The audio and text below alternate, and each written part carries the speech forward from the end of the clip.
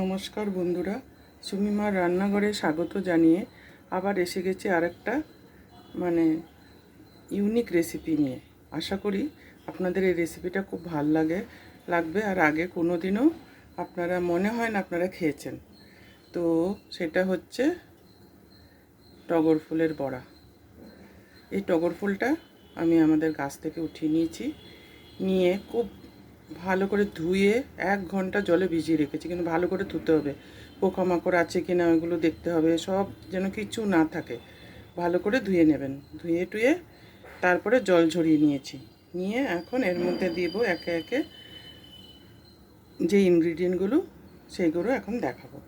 তো প্রথমেই দিয়ে দিচ্ছি স্বাদ মতো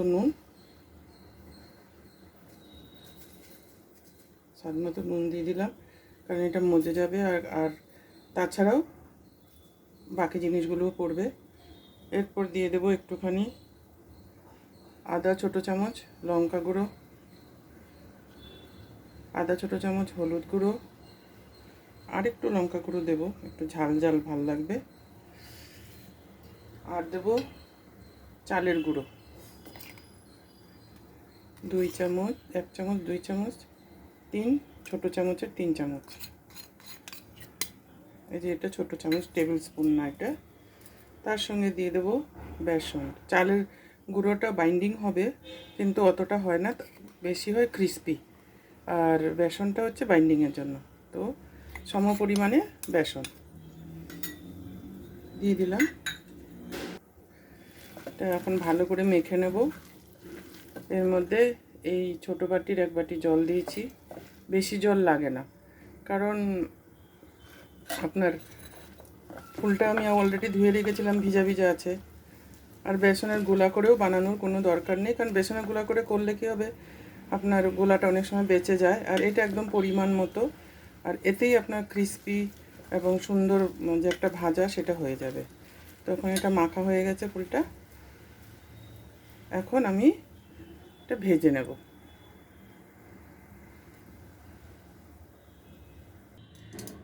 এখন একটা কড়াইয়ে তেল নিয়েছি, সাদা তেল নিয়ে আমি তেলটা ভালো করে হাই ফ্লেমে গরম করে নিয়ে এখন গ্যাসটা কমিয়ে রেখেছি।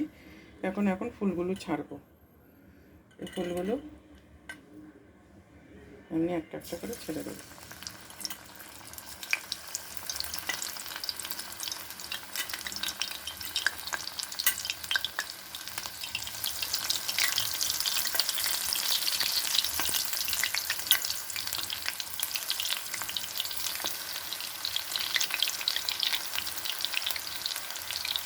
কম আঁচেই করবো, মানে ফ্লেমটা কমই রাখবো, কারণ ফুলটা তো খুবই পাতলা, মোটা না।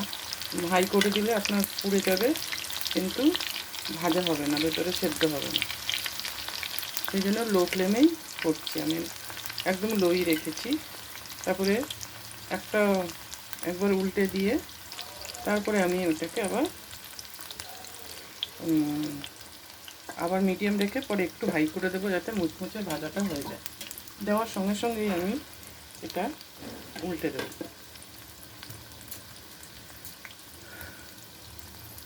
দু পিঠ ভালো করে সেদ্ধ হয়ে যাবে। এটা লো ফ্লেমে আছে, কারণ প্রথমে তেলটা ভীষণ গরম থাকে, তো ইমিডিয়েটলি একটা পিঠ ভাজা হয়ে যায় একদিকে, এক সাইডে।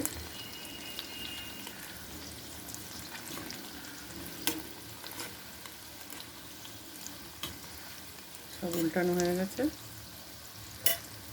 এখন একটা ঢাকা দিয়ে দেবো। ঢাকা দিয়ে লো ফ্লেমে কিছুক্ষণ হতে দেবো, তারপরে একটু পরে হাই করে দেবো। এখন এক পিঠ হয়ে গেছে, এক সাইড, এই সাইডটাও সেদ্ধ হয়ে গেছে। এখন ঢাকনাটা খুলে গ্যাসটা বাড়িয়ে দেবো।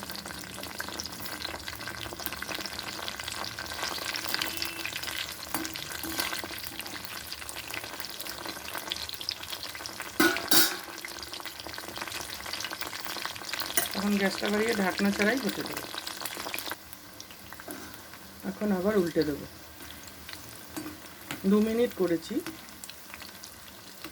আপনার হাই ফ্লেমে এক দিকটা, এখন আরেক দিকটা আবার 2 মিনিট করবো, ঢাকা ছাড়া কিন্তু।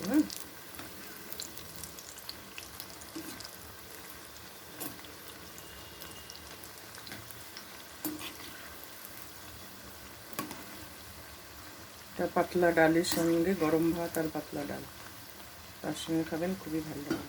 এখন উল্টে দিয়েছি, আবার করব। 2 মিনিট লাগবে না, আমার মনে হচ্ছে 1 মিনিটেই হয়ে যাবে।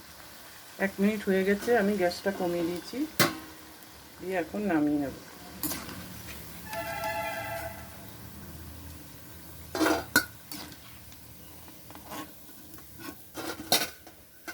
এখন বাকিগুলোও ভেজে নেব।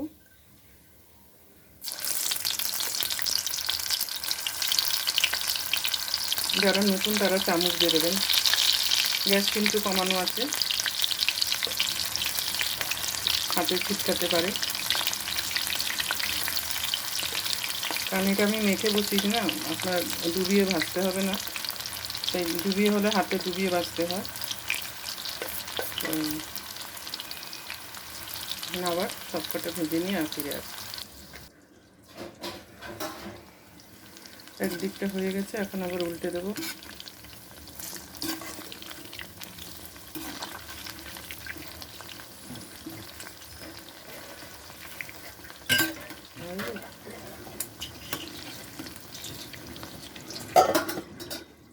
এখন আবার ঢাকা দিয়ে দেবো। 2 দিকে হয়ে গেছে, এখন আমি গ্যাসটা আবার বাড়িয়ে দিলাম, দিয়ে এখন আবার হতে দেবো। এখন 2 দিকেই হয়ে গেছে, মতলব সেদ্ধ। এখন আবার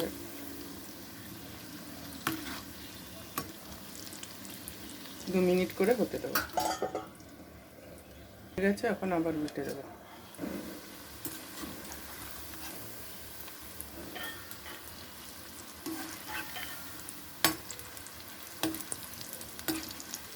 হাই ফ্লেমে করছি এখন। হ্যাঁ,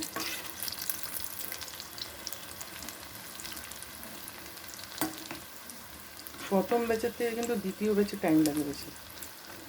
প্রথম ব্যাচেরটা যে প্রথমবার ভাজা হয়, একটু তেলটা ঠান্ডা হয়ে যায়। এখন আবার হতে দেবো ঢাকা দিয়ে 2 মিনিট, 1 থেকে 2 মিনিট। এখন 2 মিনিট হয়ে গেছে,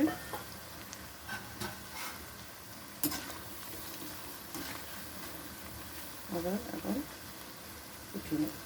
আমার বড়া ভাজা হয়ে গেছে, খুব ক্রিস্পিও হয়েছে, এই যে আওয়াজ আসছে।